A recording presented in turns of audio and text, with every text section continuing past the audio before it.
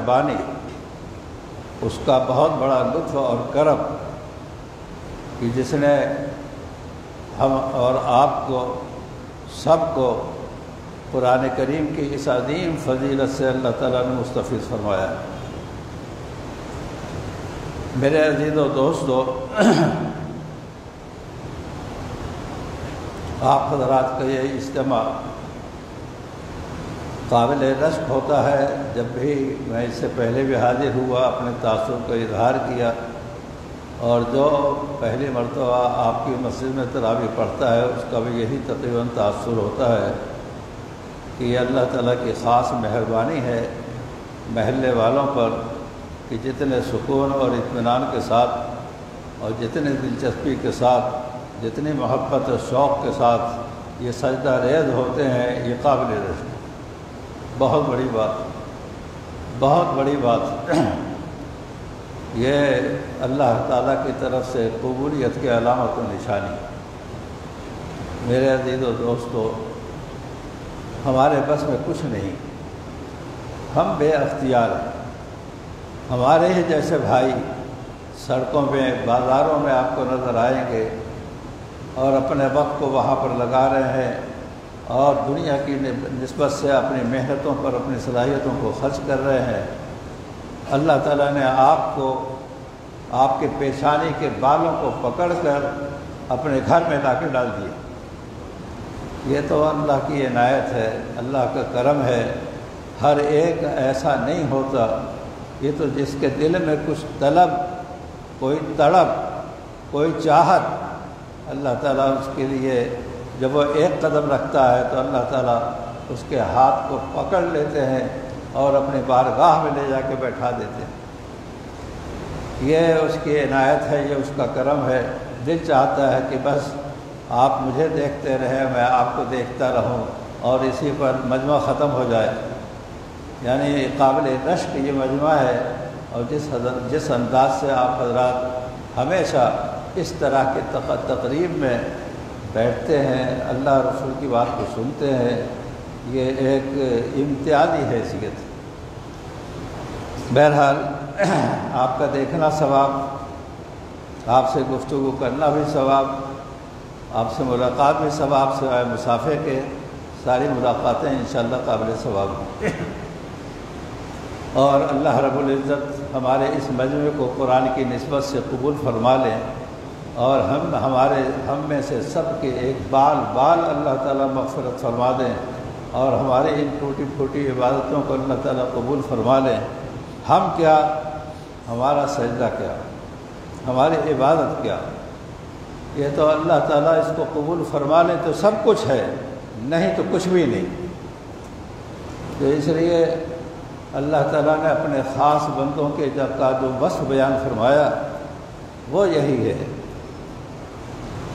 یدعون ربهم خوفا و طمعا، اللہ کو پکارتے ہیں، ایک طرف خوف ہے، ایک طرف امید، اور ایمان انہی دونوں چیزوں کے درمیان ہے۔ ایمان نام ہی ہے کہ ایک طرف رجا، ایک طرف امید، ایک طرف خوف۔ خوف یہ کہ ہماری گستاخیوں پر اللہ تعالیٰ کہیں پکڑ نہ لیں، ہمارے سجدوں پر مواخذہ کہیں نہ فرما لیں، ہمارے روزوں پر مواخذہ فرما لیں، ہماری زبان اور ہمارے غلط استعمال والی آنکھوں پر مواخذہ فرما لیں۔ اور ایک طرف امید بھی ہے، اے اللہ ہم ناقص ہیں، ہمارا عمل بھی ناقص ہے، آپ قبول فرما لیں، آپ کی مہربانی۔ ربنا تقبل منا انک انت السمیع العلیم۔ میرے دوستو، آج کیا چیز بیان کی جائے؟ مستقل ہر ایک بات مستقل عنوان ہے، موضوع ہے۔ روزے کا بیان، تلاوت کا بیان، قرآن کا بیان، اعتکاف کا بیان، روزے کا بیان، لیلۃ القدر کا بیان، بہت ساری باتیں ہمارے امام صاحب اللہ تعالیٰ ان کی عمر میں، عمل میں برکت عطا فرمائے، ان کی اس فضا اور اس ماحول کے بنانے میں ان کا بہت بڑا ہاتھ ہے۔ اللہ تعالیٰ نے توفیق عطا فرمائی۔ یہ دل چاہتے ہیں کہ کسی طرح آپ اپنے دل کی بات کو آپ کے دلوں میں اتار دیں، اور اللہ تعالیٰ اس کو قبول فرما لے اور عمل کی توفیق عطا فرما دیں۔ صبح بھی درس، دوپہر کو بھی درس، عشاء شام کو بھی درس، تراویح بھی، تراویح کے بعد بیان بھی، یہ ساری کے ساری یہ مہینے بھر کی کوششوں کی یہ ثمرات ہیں جو اس فضا میں ہمیں نظر آ رہے ہیں۔ اللہ رب العزت ان کی محنتوں کو قبول فرما لیں، اور جن ساتھیوں نے اور جن لوگوں نے یہ فضا قائم کرنے میں مدد عطا فرمائی، انشاءاللہ ان کے لیے بھی یہ صدقہ جاریہ ہے، یہ صدقہ جاریہ ہے۔ آج ان تمام کے تمام مختلف عنوانات اور مختلف گفتگو اور مختلف باتوں میں چند باتیں قابل توجہ ہیں، اور بس حقیقت یہ ہے کہ آج شب قدر کی دوسری متوقع رات ہے، اور یہ راتیں بڑی قیمتی ہیں۔ دنیا کے ہر نعمت آپ کو کہیں مل جائے گی، لیکن یہ گزرا ہوا وقت جو گزر گیا وہ شاید کہیں نہ مل سکے، شاید نہیں، یقیناً یہ واپس نہیں آ سکتا۔ جو گیا تو گیا، اب اس کی تلافی تو مستقبل کے اوقات سے اور مستقبل کے لمحات سے آپ کر سکتے ہیں، لیکن جو زندگی کے لمحات گزر گئے، لیکن زیادہ مزید اس کو ضائع کرنے سے اپنے آپ کو بچانا بھی چاہیے۔ یہ شب قدر ہے جس کے لیے آپ صلی اللہ علیہ وسلم نے بہت کچھ تفصیل کے ساتھ ذکر فرمایا ہے اور بیان فرمایا ہے، اور اس شب قدر کی یہ چند گھڑی کی راتیں اور یہ چند گھڑی کے یہ عبادتیں یہ 1000 مہینے سے کہیں زیادہ افضل ہے۔ 1000 مہینہ 80 سال سے زیادہ کا ہوتا ہے، کون عبادت کرتا ہے؟ یہاں کوئی 50 سال میں چلا گیا، 60 سال میں چلا گیا، 70 میں چلا گیا۔ یہ تو اللہ تعالیٰ نے اپنے فضل سے، اپنے کرم سے، آپ صلی اللہ علیہ وسلم رحمت العالم ہے، اب اس کے بعد نہ کوئی نبی آئے گا، نہ کوئی امت آئے گی۔ اللہ تعالیٰ نے یہ ایک عظیم اپنے نبی کے ذریعے سے تحفہ عطا فرما دیا۔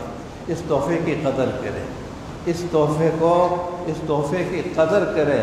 اگر یہ محروم ہو گئے تو نعوذ باللہ بہت بڑی محرومی۔ اور اگر اللہ تعالیٰ نے ان ساعتوں کا کوئی سجدہ قبول کر لے تو اپنی سعادت پر فخر کریں گے انشاءاللہ پھر کوئی بھی۔ مولانا رشید احمد صاحب گنگوہی رحمۃ اللہ علیہ نے ایک موقع میں فرمایا، بلکہ بار بار یہ بات فرمائی کہ ارے یہ نماز روزے کے ساتھ اللہ تعالیٰ کو یاد بھی کرتے رہو، اصل تو یاد ہے دل سے، لیکن تم اپنی زبان سے بھی اللہ کو یاد کرو گے تو اللہ کا وعدہ ہے کہ انسان کا جو جسم اللہ کے لیے استعمال ہو جائے وہ جہنم میں نہیں جائے گا۔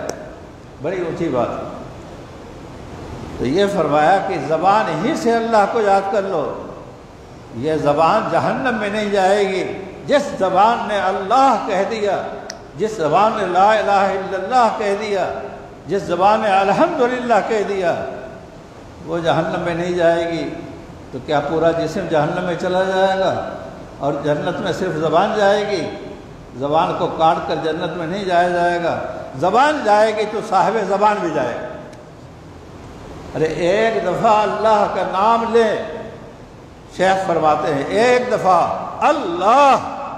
اللہ کی ذات کا استحضار کر کے اس کی صفات کو سامنے رکھ کر ایک دفعہ اللہ کہہ دے، یہ دنیا اور ما فیہا کی دولت سے بہتر ہے۔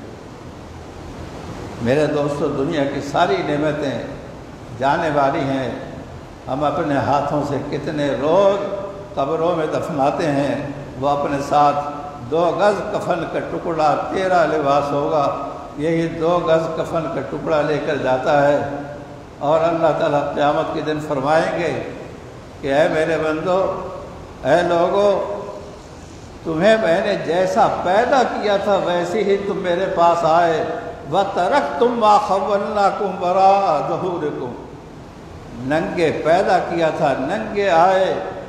کہاں ہیں وہ دولتیں؟ کہاں ہیں وہ کوٹھیاں؟ کہاں ہیں وہ بنگلے؟ کہاں ہیں وہ مارکیٹیں؟ کہاں ہے وہ تجارت؟ کہاں ہے وہ بینک بیلنس؟ کہاں ہے تمہارے بیوی بچے؟ کہاں ہے تمہارا خاندان؟ کہاں ہے تمہاری دولت؟ سب کچھ تم چھوڑ کر آئے، میرے پاس کیا لے کر آئے؟ اور عجیب بات ہے، جب آدمی مرتا ہے نا، بڑی توجہ کی بات، جب آدمی مرتا ہے تو رشتہ دار کہتے ہیں کیا چھوڑ کر گیا، اور فرشتے کہتے ہیں کیا لے کر آیا۔ یہ دو سوال، کیا چھوڑ کر گیا؟ جو چھوڑ کر گیا وہ اس کے لیے نہیں ہے، تو اس کی اولادوں کے لیے ہے، وراثتوں میں چھوڑ دیا، رشتہ داروں کے لیے ہے، عزیز و اقارب کے لیے ہے۔ جو لے گیا وہ اس کا ہے۔ تو فرشتے کہتے ہیں کہ کیا لے کر آیا؟ کہاں ہے نماز، کہاں ہے روزہ، کہاں ہے حج، کہاں ہے زکوٰۃ، کہاں ہے تقویٰ، کہاں ہے قرآن، کہاں ہے ذکر، کہاں ہے فکر، کہاں ہے تعلق اللہ تعالیٰ کے ساتھ، تعلق کہاں ہے؟ وہ تو یہ دیکھتے ہیں، اور دنیا والے کہتے ہیں کہ کیا چیز چھوڑ کر جا رہا ہے، کتنی جائیداد ہے، کتنے پلاٹ ہیں، کتنے مکان ہیں، اور اگر بھولے سے نہلاتے ہوئے اس کے ہاتھ میں اگر کوئی انگوٹھی بھی اگر ہے، کسی کی نظر پڑی، ارے جلدی سے اس کی انگوٹھی بھی نکال دو، انگوٹھی بھی چھین لو، اور اگر اس کے گلے میں کوئی زنجیر پڑی ہے تو یہ بھی نکال لو، کوئی زائد اگر کپڑا پڑا ہے تو اس کو بھی اتار دو، کوئی چیز لے جانے والی میرے دوستوں نہیں۔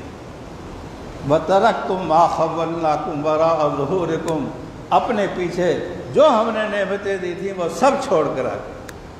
تو یہ جو ہمارے پاس ہے، مَا عِندَكُمْ يَنْفَذُ وَمَا عِندَ اللَّهِ بَاقٍ، مومن کا ایمان یہ، مومن کا اعتقاد یہ۔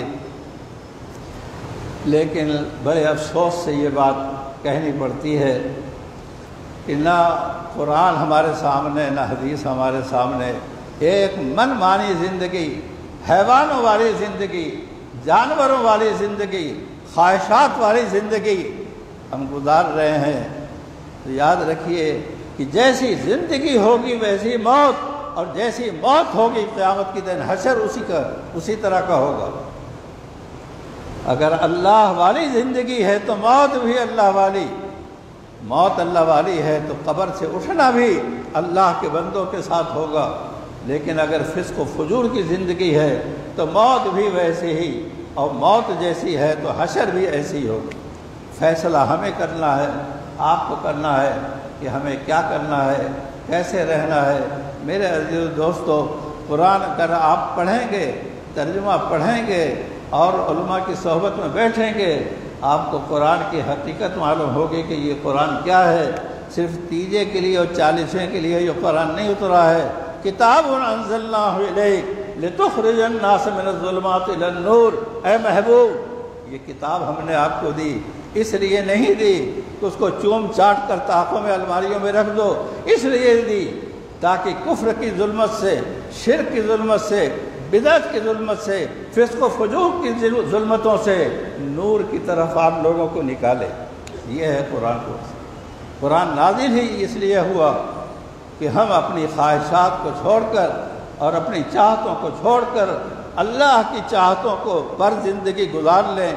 یہ زندگی ہے میرے عزیز و دوستو۔ یہ کھانا اور پینا اور رہنا اور سہنا چند دن کا ہے، اس کے بعد پھر قصے کہانی، آپ قصے کہانی، دادا مر گئے، پردادا مر گئے، سکڑ دادا مر گئے، دھکڑ دادا مر گئے، آج ان کو کوئی نام لینے والا بھی نہیں۔ زیادہ سے زیادہ آدمی اپنے دادا کو یاد کر لیتا ہے اور اپنے باپ کو یاد کر لیتا ہے، وہ بھی جوں آہستہ آہستہ وقت گزرتا چلا جاتا ہے، یہ لوگ بھی نسین منسیہ ہو جاتے ہیں۔ میرے دوستوں پھر کوئی یاد کرنے والا نہیں۔ اللہ رب العزت اپنی چاہتوں والی زندگی ہمیں عطا فرما دے، چاہتوں والی زندگی عطا فرما دے۔ یہ رمضان کا مہینہ در حقیقت یہ ایک سیل، نیکیوں کے سیل کا مہینہ ہے۔ سیل، کہیں جوتوں کے سیل، کہیں کپڑوں کے سیل، کہیں مٹھائیوں کی سیل لگتی ہے، یہ نیکیوں کا سیل ہے، سیل بازار ہے۔ روزہ رکھو، مغفرت، قرآن پڑھو، مغفرت، تراویح پڑھو، مغفرت، شب قدر میں جاگ جاؤ، مغفرت، اور ایک گھونٹ کسی روزے دار کا افطار کرا دو ایک گھونٹ پانی سے، مغفرت۔ کیا ہے؟ مغفرت کا بازار لگا ہوا ہے۔ چاہتے ہیں کہ میرے بندے کسی طریقے سے یہ مغفرت حاصل کر لیں۔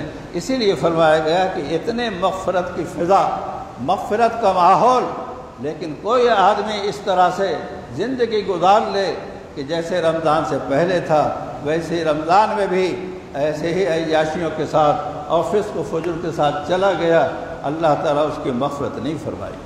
جبریل امین کی دعا ہے، جبریل امین کی بد دعا ہے، اور آپ صلی اللہ علیہ وسلم کی آمین ہے کہ ایسا آدمی کہ رمضان جس پر آئے اور اس کی مغفرت نہ ہو اور بغیر مغفرت کے یہ بغیرت آدمی ایسے ہی رہ جائے، ایسے کے لیے جبریل کی، سید الملائکہ کی بد دعا، سید المرسلین اور سید البشر کی دعا، یہ ہے آمین، یہ کیسے رد ہو سکتی ہے؟ اس لیے اللہ تعالیٰ نے اس رمضان کو کیا بنایا ہے،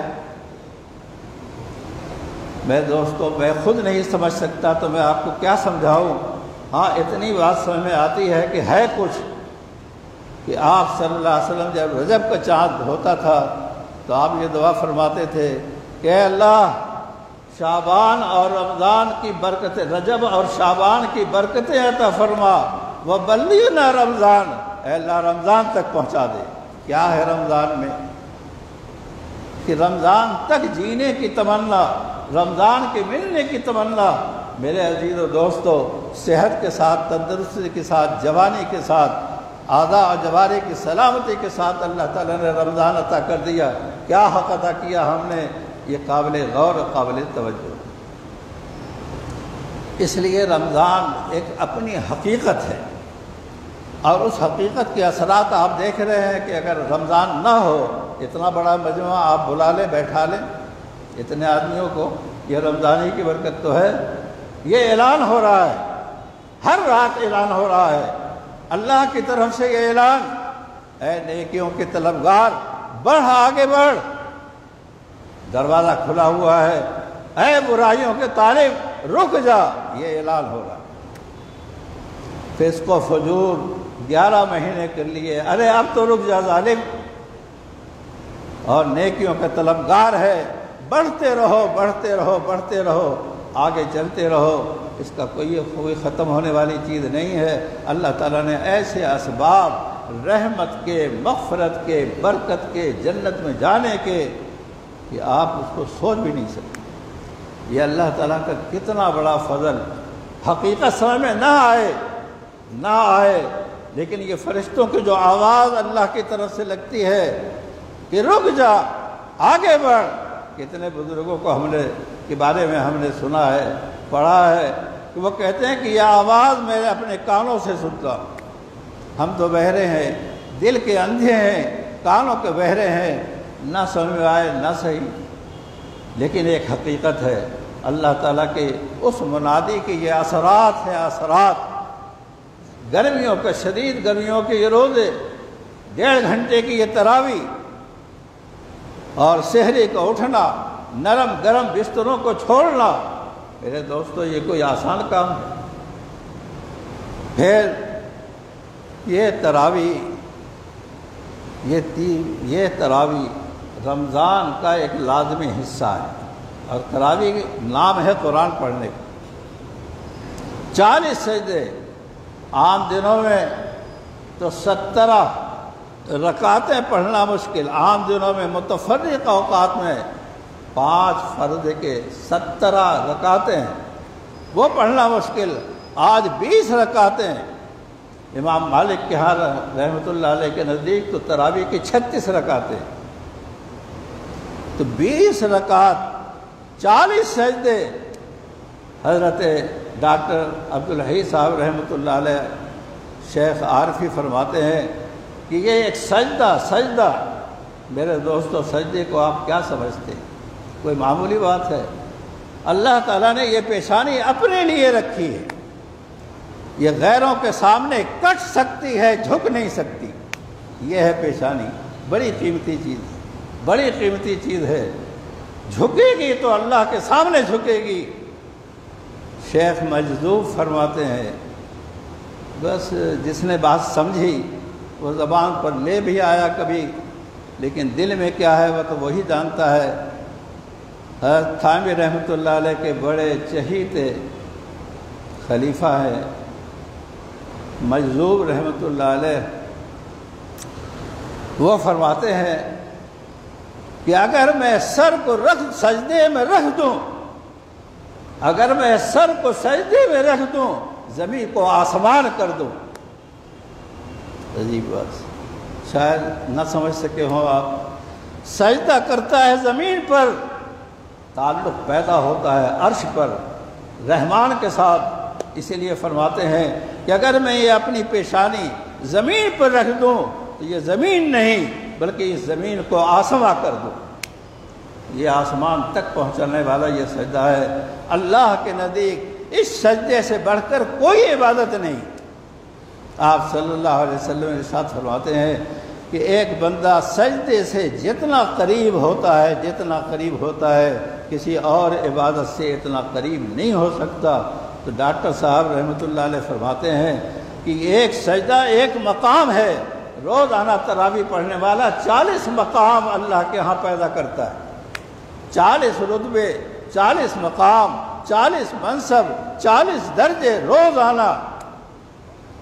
اور پورے رمضان بھر آپ تراویح پڑھیں گے تو کتنے درجے ہو جائیں گے ذرا آپ گن لیجئے۔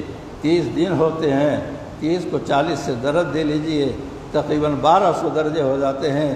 اتنے درجے، ایک درجہ جنت میں جانے کے لیے کافی ہے۔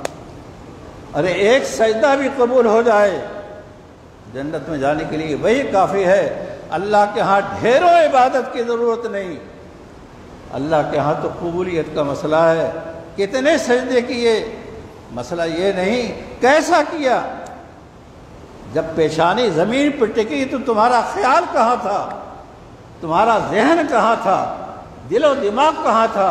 اس کو کہا جاتا ہے احسان، صفت احسان، اللہ تعالیٰ کی صفت حضوری، کہ اللہ تعالیٰ کے حضور میں اللہ تعالیٰ کو سامنے رکھ کر ان تعبد اللہ کأنک تراہ فإن لم تکن تراہ فإنہ یراک، عبادت ایسے کرو جیسے اللہ کو تم دیکھ رہے ہو۔ اگر یہ کیفیت پیدا نہیں کر سکتے تو کم سے کم یہ تو سوچو کہ اللہ مجھے دیکھ رہا ہے۔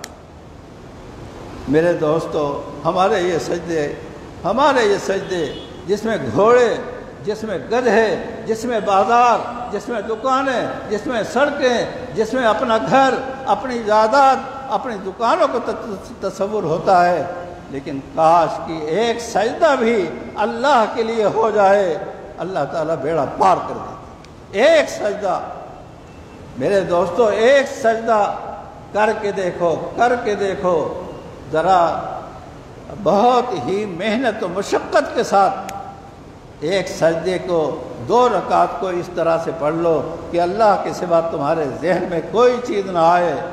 مغفرت کا اعلان ہے۔ 2 رکعت، صرف 2 رکعت۔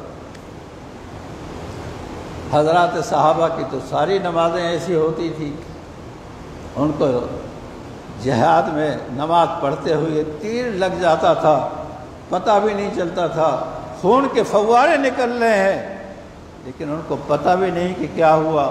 سلام پھیرا تو معلوم ہوا کہ کپڑے میں خون لگا ہوا ہے، جسم میں خون لگا ہوا ہے، تیر جسم میں پیوست ہے۔ حضرت علی کو تیر لگا، نکالنے کی کوشش کی، نہیں نکلا۔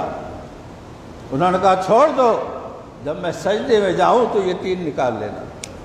کیسا سجدہ ہوگا، کہاں ہوں گے، کس کے لیے، کہاں تک پہنچے، کہاں تک رسائی۔ وہی ہے کہ زمین کو آسمان کر دوں۔ یہ زمین پر سجدہ نہیں ہے، یہ عرش کے نیچے سائے میں سجدہ ہے۔ جب سجدے میں گئے تو لوگوں نے تیر نکال لیا، سلام پھیرنے کے بعد پوچھا کہ کیا تیر نکل گیا؟ ابھی تک تو نکل نہیں رہا تھا، ہو اور ہاتھ ہی، اور اب سجدے میں گئے تیر نکال لیا، پتہ بھی نہیں تھا۔ میرے دوستو، زندگی کا ایک سجدہ تو کر لو، واللہ یہ ضمانت ہے کہ تمہارا ایک سجدہ بھی قبول ہو گیا جہنم میں نہیں جائے گا، یہ پیشانی جہنم میں نہیں جائے گی۔ ایک سجدہ تو کم سے کم ایسا کر لو۔ اللہ اکبر، اللہ اکبر۔ میں کیا عرض کروں، کوئی بھی بات آج مکمل نہیں ہو سکتی۔ تو یہ جو سجدے ہیں، اور خاص طور پر رمضان میں تراویح کے سحری کے وقت اٹھتے ہیں 2-4 رکعت، یقیناً ہم میں سے ہر ایک کو موقع ملتا ہے تو 2-4 رکعت تہجد کی پڑھ لے، تہجد کی، عام دنوں میں نہ صحیح۔ ارے رمضان میں تو تہجد اب تک نہیں پڑھا میرے دوستو، خدا کے واسطے اب 6-7 دن رہ گئے، اس میں تو پڑھ لو، 4 رکعت پڑھ لو، نہیں پڑھ سکتے تو 2 رکعت پڑھ لو، اور اگر تہجد میں نہیں اٹھ سکتے تو عشاء کے بعد 2 رکعت پڑھ کے سو جاؤ، یہ بھی تہجد میں داخل اور شامل ہے۔ 2 رکعت اگر آپ نے سجدے کر لیے اللہ کے سامنے تو اللہ تعالیٰ کے نیک بندوں میں داخل و شامل ہوں گے۔ اور اللہ تعالیٰ نے فرمایا کہ میرے بندے عباد الرحمن کا عنوان، مولانا نے اپنے درس میں اس عنوان کو بیان کیا ہوگا، نہیں کیا ہے تو اس عباد الرحمن کے رکوع کو بہت تفصیل کے ساتھ اپنے درس میں اس کو شامل کریں۔ اور اللہ تعالیٰ نے اپنے عباد الرحمن عنوان ہے، آگے عباد الرحمن کی صفات ہیں، میں اس قابل نہیں کہ میں ان صفات کو بیان کروں، میرے اندر نہیں، پتہ نہیں آپ کے اندر ہوں تو ہوں، میرے اندر تو نہیں ہے۔ عباد الرحمن کی بہت ساری صفتیں ہیں، ان صفتوں میں ایک یہ بھی ہے والذین یبیتون لربہم سجدا وقیاما، میرے بندے، رحمان کے بندے، عباد الرحمن، بیت اللہ، اللہ کی طرف منسوب، عباد الرحمن میرے خاص بندے، خاص الخاص بندے۔ یہ آخر رکوع میں فرمایا کہ ان صفات کے حاملین اللہ تعالیٰ ان کو جنت میں داخل کریں گے اور جنت کی نعمتیں ان کا انتظار کر رہی ہیں۔ تو اس آخری صفت کو بیان فرمایا، میرے بندے وہ ہیں کہ جو پوری رات گزار دیتے ہیں اللہ کے سامنے کھڑے ہو کر یا سجدے میں۔ کتنے پیار سے اللہ تعالیٰ نے یہ بات فرمائی، والذین یبیتون لربہم سجدا وقیاما، یہ اللہ کے بندے ہیں۔ تو الحمدللہ یہ تراویح بھی یہ یبیتون میں داخل ہے، رات میں ہوتی ہے، رات کے حصے میں ہوتی ہے، یبیتون میں یہ بھی داخل ہے۔ انشاءاللہ جن لوگوں نے اس تراویح کا اہتمام کیا، آج قرآن ختم ہے، تراویح ختم نہیں ہے، تراویح تو آخر رات تک چلے گی۔ جن لوگوں نے تراویح پڑھا وہ بھی انشاءاللہ اس میں داخل، جو اوابین کی نماز پڑھ لیں وہ بھی اس میں داخل، اور جو لوگ تہجد میں کھڑے ہو جائیں تو ان کے تو ہے ہی ہے کیا کہنے۔ والذین یبیتون، دل چاہتا ہے کہ صبح شام صبح تک یہ آیت تلاوت کرتے رہیں، والذین یبیتون لربہم سجدا وقیاما۔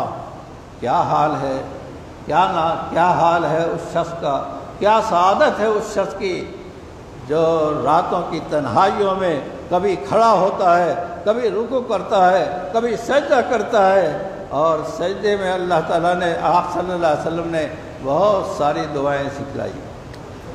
اس کا وقت نہیں ہے، بہت ساری سجدے کی دعائیں ہیں، خاص طور پر نفلی نمازوں میں سبحان ربی الاعلیٰ کے علاوہ اور بھی سجدے ہیں، سبوح قدوس، سبوح قدوس، یہ بھی یہ سجدے کی ایک تسبیح ہے۔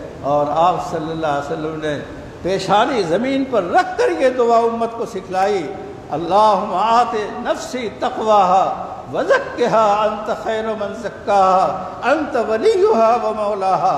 یہ نبی کے الفاظ ہے، پیشانی سجدے میں ہے، سجدے کی حالت میں بندگی کا اظہار ہے۔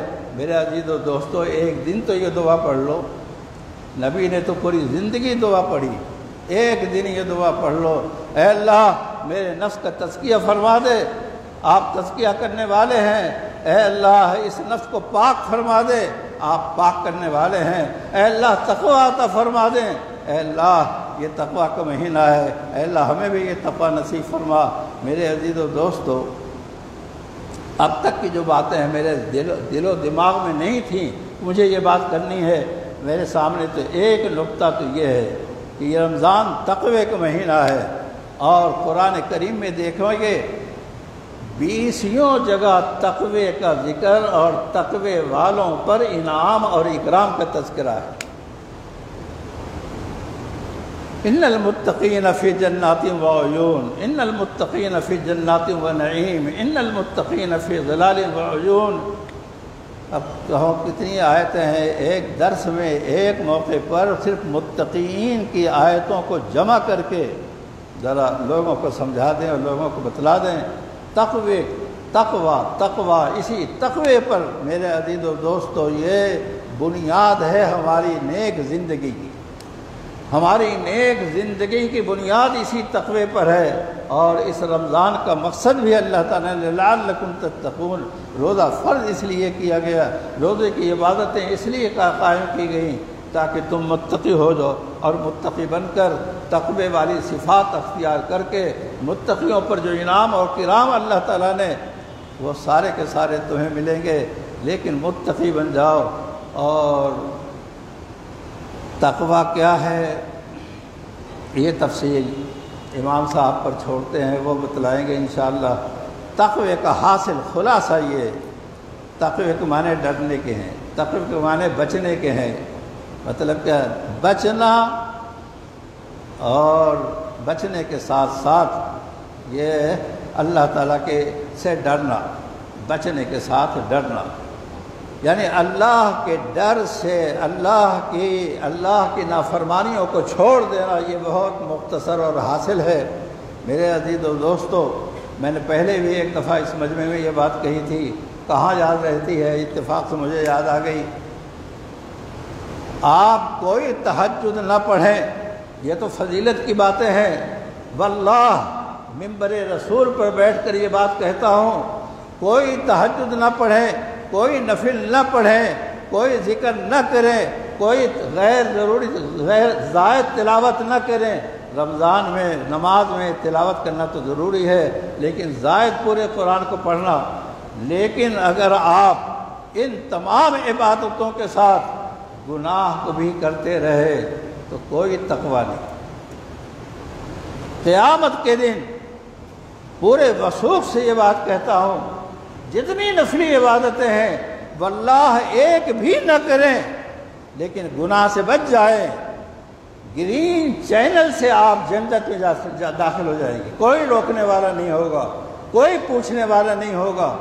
ہم آج نفلوں میں لگے ہیں لیکن فرائض و واجبات کو چھوڑے بیٹھے ہیں، گناہوں کا ارتکاب ہو رہا ہے، گناہوں کی چکیاں چل رہی ہیں، اور ادھر نماز تراویح بھی ہو رہی ہے، نماز بھی ہو رہا ہے، اور یہ افطار اور سحر بھی ہو رہی ہے، اور یہ سارے کے سارے فضائل اور لمبی لمبی تسبیحیں بھی جھلا رہے ہیں۔ لیکن اس کے باوجود گھر کا ماحول یہ ہے کہ ننگے چینل چل رہے ہیں، انٹرنیٹ پر فحش قسم کے پروگرام جاری ہیں۔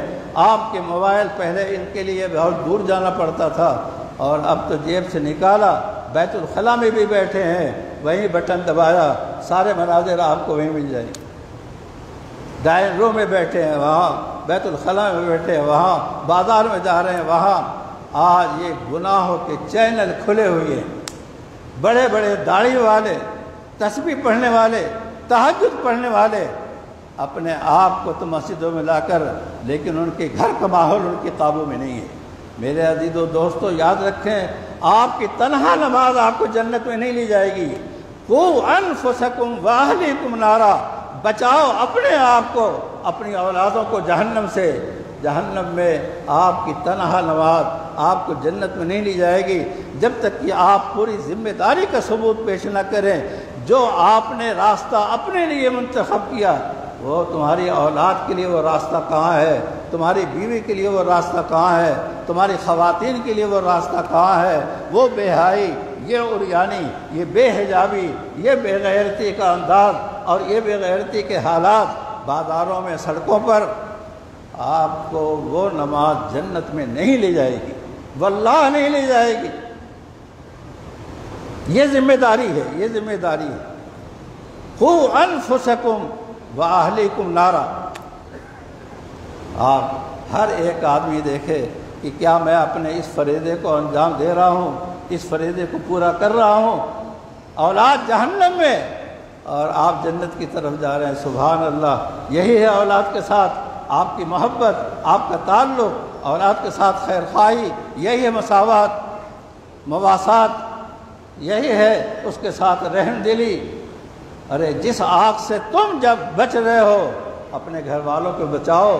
تمہارے گھر میں آگ لگی ہوئی، سارے لوگ جل رہے ہیں، اور تم باہر نکل کر مسجد میں آ گئے، کیا یہ نماز تمہیں جنت میں لے جائے گی؟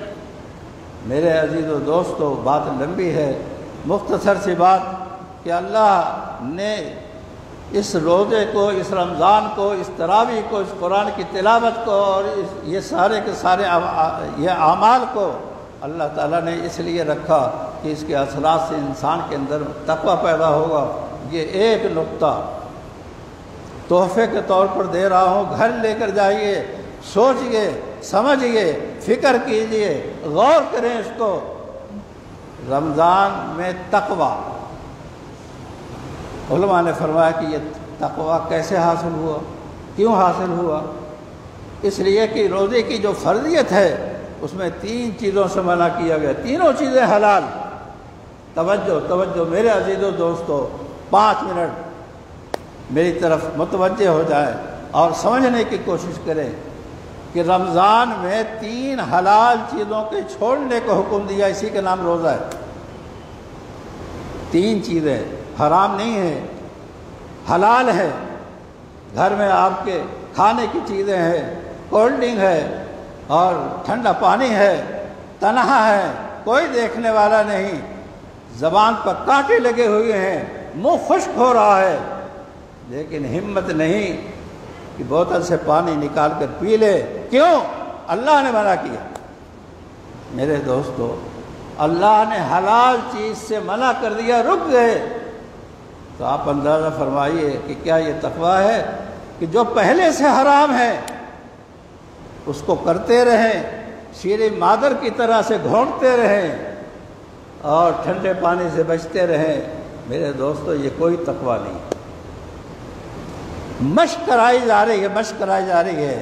نقطہ یہ ہے کہ اسے 1 مہینے کی عبادت سے مشق کرائی جا رہی ہے کہ تمہارے کھانے میں نہ کھانے میں کچھ نہیں رکھا، اگر ہے تو ہمارے حکم میں ہے۔ مثلا ہم کیا کہتے ہیں، اللہ کا رسول کیا کہتا ہے، دین و شریعت کیا کہہ رہی ہے، اصل تو اس کے تقاضوں پر عمل کرنے کا نام تقویٰ ہے۔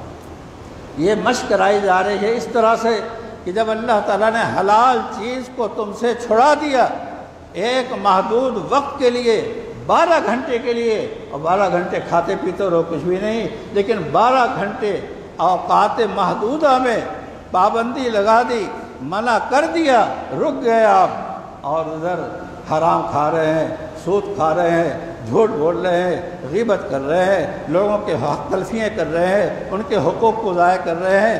ارے اللہ کے بندے، یہ حقوق العباد یہ تمہیں کہاں لے جائے؟ کیا یہ روزہ تمہیں حقوق العباد سے چھڑا دے گا؟ میرے عزیز و دوستو، یہ ہے مشق لعلکم تتقون، کہ آج حلال چھوڑ دیا اللہ کے کہنے پر، تو جو پہلے سے حرام ہے تو بطریقے والا پہلے اس کو چھوڑو۔ حرام ہے، اس کو چھوڑ دو، اس کے بعد پھر رمضان آئے تو حلال کو بھی چھوڑ دو، تمہارے تقوی میں اضافہ ہے۔ ایک حدیث میں فرمایا گیا کہ حرام سے بچنے کے مانند کوئی تقوی نہیں۔ یہ ترجمہ حدیث کا یاد کر لیں، حرام سے بچنے کے مانند نہ تہجد، نہ نوافل، نہ تسبیحات، نہ صدقات، نہ خیرات، کوئی چیز نہیں۔ آپ صلی اللہ علیہ وسلم فرما رہے ہیں جو حرام سے بچ گیا وہ بہت بڑا متقی ہے۔ بے بھائی، جو حرام سے بچ گیا، قیامت کے دن فرائض و واجبات، ایک مختصر تھی، پورے قرآن کو میں نے تلاوت کیا، مجھے ایک جگہ سب سے مختصر ترین ایک آیت مجھے ملی،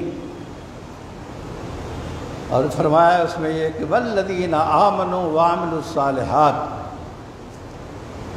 والذین آمنوا وعملوا الصالحات، 2 عمل، ایمان لائے، عمل صالح کیا، لندخلنہم فی الصالحین، ہم ایسے لوگوں کو صالحین بندوں میں داخل کریں۔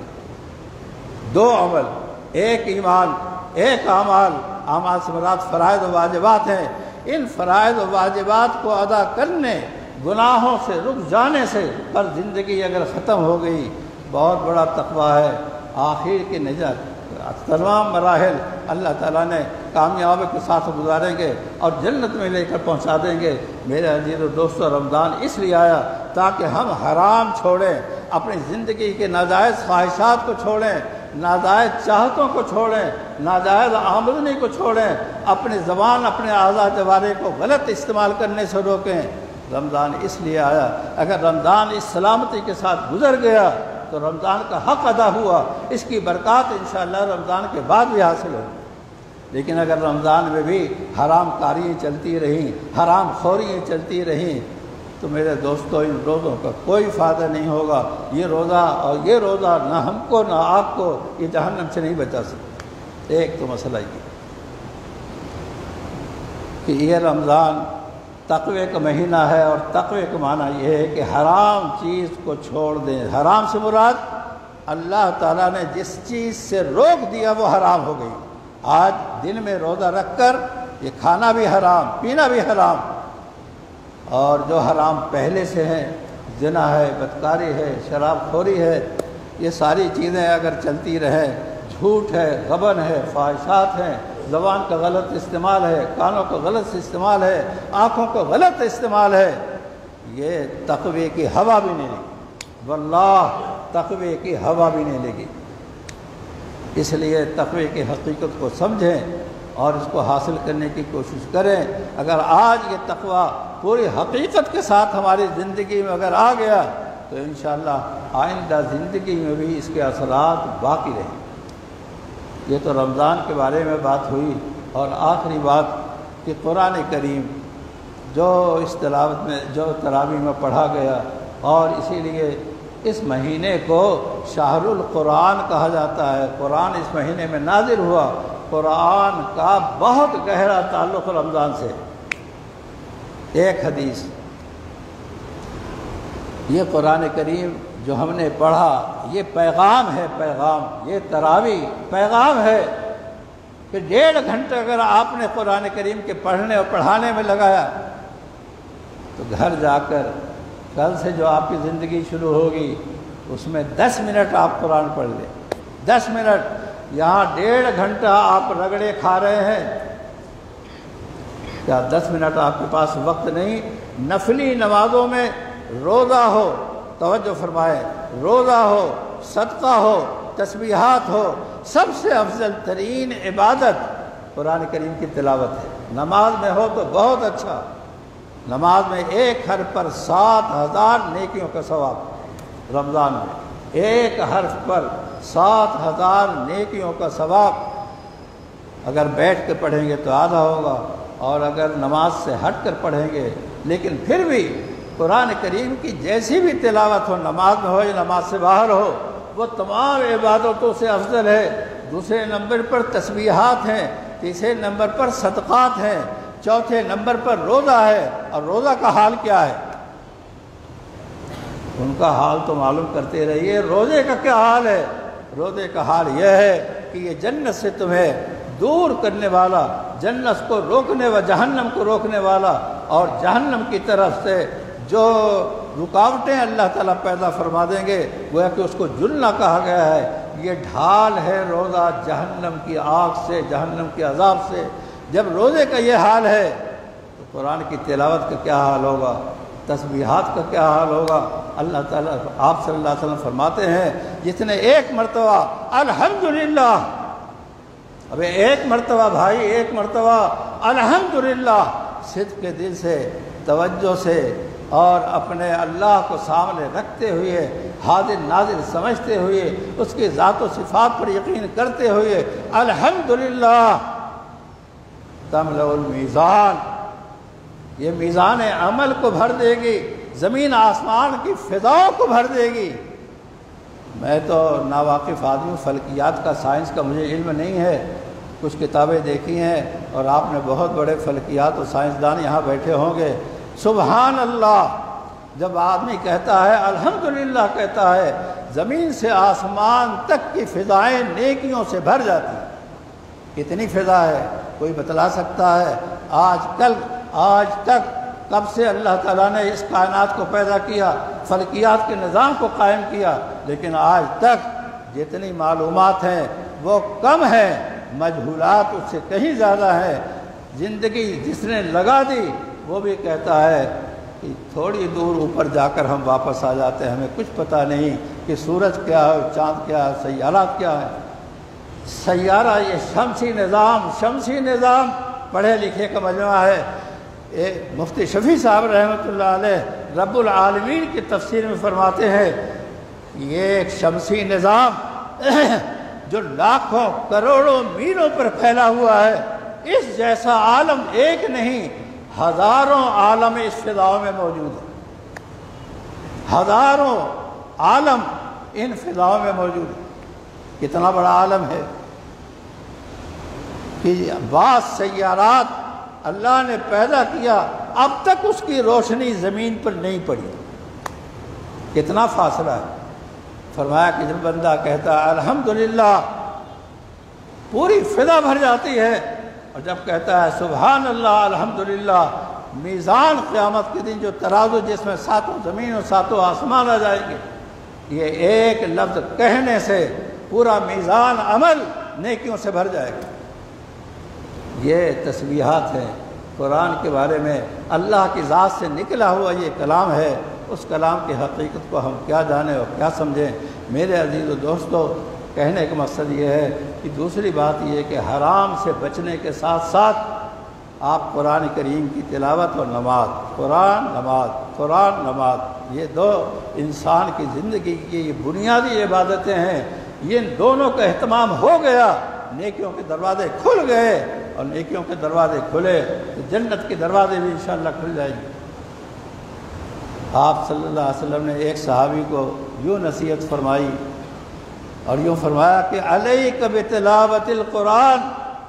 اس صحابی کو نصیحت فرما رہے ہیں اور یہ فرما رہے ہیں کہ تیرے ذمہ لازم ہے، علیک یہ ان کے ساتھ خاص نہیں، یہ ہم سب کے لیے ہے۔ علیک بتلاوت القرآن، قرآن کی تلاوت کو لازم پکڑو، ایک پارہ، آدھا پارہ، ایک پاؤ، ایک رکوع، ارے کچھ تو پڑھو، 5 منٹ صحیح معمول بناؤ، کچے دھاگے پر یہ پروگرام نہ ہو، معمول بنائے 5 منٹ کا وقت، نماز فجر کی پڑھے، گھر والوں کو بھی یہ پیغام پہنچائیں کہ قرآن بیٹھ کر پڑھیں۔ صبح نہیں پڑھ سکتے تو کسی وقت معمول بنا لیں قرآن کو۔ علیک بتلاوت القرآن، اس کے 2 فائدے بیان فرمائے، ایک فائدہ دنیا کا، ایک فائدہ آخرت کا۔ دنیا کا فائدہ یہ ہے کہ فَإِنَّهُ نُورٌ لَكَ فِي الْأَرْضِ وَذِكْرٌ لَكَ فِي السَّمَاءِ۔ قرآن کریم ایک ایسی عبادت ہے کہ اگر اس کی تلاوت کی جائے، یہ دنیا میں نور اللہ تعالیٰ اس کے ذریعے سے پیدا فرماتے ہیں۔ تمہارے دلوں میں نور، تمہاری آنکھوں میں نور، تمہارے کانوں میں نور، تمہارے گوشت اور کھال میں نور، تمہارے جسم میں نور، تمہارے دائیں بائیں اوپر نیچے نور ہی نور میں اللہ تعالیٰ تمہیں چلائیں گے، سلائیں گے، بیٹھائیں گے، لٹائیں گے۔ اللہ تعالیٰ نور کے پردے میں تمہاری پرورش فرمائے گا، اور یہ نور قبر میں بھی جائے گا۔ ان تاریخ گڑھے میں اپنے عزیز کو ہم ڈال کر آتے ہیں، وہ جانتا ہے کہ کیا ماحول ہے۔ 2 فٹ چوڑی قبر، اس کے ناپ کر بنائی جاتی ہے، کتنی لمبی ہے اور کتنی چوڑی۔ اندھیرا ہے، تنگ ہے، لیکن یہ قرآن کریم کی بدولت اس قبر میں وسعت بھی پیدا ہوتی ہے۔ یہ قبر میں نور کا سبب ہی بنتا ہے۔ اللہ تعالیٰ اس اندھیرے کو نور سے تبدیل فرما دیں گے۔ قیامت کے دن جب وہ صراط پر چلیں گے، اندھیرے ہی اندھیرا، اندھیرے ہی اندھیرا، اللہ تعالیٰ اس قرآن کو نور بنا کر تمہارا رہنما بنا دیں گے، اور اس نور کے ساتھ ساتھ چلتے چلتے جنت کو پار کر، پل صراط کو پار کر کے جنت میں پہنچ جاؤ۔ اور ایک فائدہ یہ کہ یہ تمہارے لیے باعث ذکر ہے، تم اللہ کے کلام پڑھ کر تلاوت کر کے اللہ کو یاد کرتے ہو، اللہ تعالیٰ تمہیں آسمان پر فرشتوں میں یاد کرتے ہیں۔ کتنی بڑی سعادت میرے دوستو، کتنی بڑی سعادت۔ یہ سعادت آپ کہاں سے لائیں گے؟ کتنی دولت خرچ کر کے لائیں گے؟ کوئی نہیں ملے گی۔ یہ تو اللہ تعالیٰ نے جس کو توفیق دے دی ہے، یہ دولت تو اسی کا سرمایہ ہے۔ یہ قرآن ایسے ملنے والا نہیں ہے، تو جب کوشش کریں گے تو انشاءاللہ مل جائے۔ ملنے کے بعد اس کے پڑھ لیں، پڑھنے کے بعد اس پر عمل کر لیں، اور عمل کرنے کے بعد اور دوسروں تک اس کی روشنی کو پہنچانے کا انتظام، یہ قرآن کے حقوق ہے۔ جو کچھ کہا سنا گیا، بے ربط باتیں کہی گئی، اللہ بسم اللہ الرحمن الرحیم، درود شریف پڑھ لیجیے۔ اللهم صل على سيدنا ومولانا محمد النبي الأمي وعلى آله وصحبه أجمعين وسلم. اللهم صل على سيدنا ومولانا محمد النبي الأمي وعلى آله وسلم. ربنا تقبل منا إنك أنت السميع العليم. ربنا تقبل منا إنك أنت السميع العليم. تب علينا إنك أنت التواب الرحيم. ربنا تقبل منا إنك أنت السميع العليم. اے اللہ، آپ نے یہ توفیق عطا فرمائی روزے کی، تراویح کی، قرآن کی، ذکر کی، اے اللہ اپنے راستے میں مال خرچ کرنے کی، اے اللہ محض آپ کی توفیق، محض آپ کی توفیق. اے اللہ ہماری کیا مجال، ہماری کیا قوت، ہماری کیا طاقت کہ ہم یہ کام کر سکیں. اے اللہ اگر آپ نے توفیق دے دی ہے تو اے اللہ قبول بھی فرما لے. اے اللہ توفیق آپ نے دی، قبول کون کرے گا؟ اے اللہ قبول فرما لیجئے، اے اللہ قبول فرما لیجئے. اے اللہ ہمارے گناہوں کو معاف کر دیجیے. سب سے بڑا ہماری زندگی کا مسئلہ ہمارے گناہ ہے. اے اللہ اس قرآن کی برکت سے، قرآن کے نور سے، قرآن کی رحمت سے اے اللہ کوئی قطرہ ان گناہوں پر ڈال دیجیے اور یہ سارے گناہ مٹ جائیں.